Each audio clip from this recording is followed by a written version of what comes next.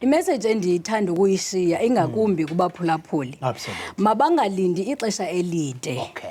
Bezama ukuthola abantwana ide Ubuthe iminyaka. unyaka ngithi ubethe unyaka ubekayo. Masibona nje sha u3 months kungaveli sivele sigejeme. Noma mhlambe 2 days 3 days ngifuna siqonde lokungabe kude ukuthi isikhathi esingakanani. Yes.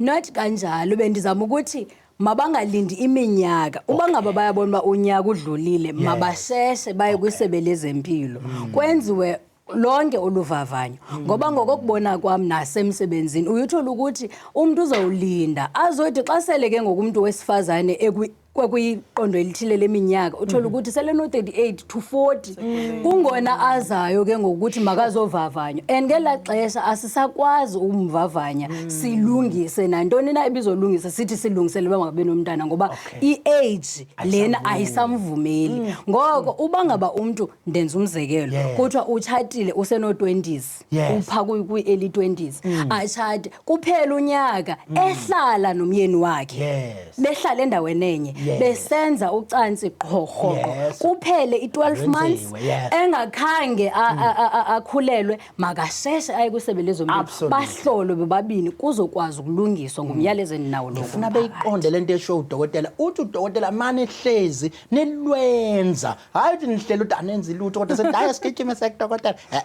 sicela benzayo insizwe khuthele bese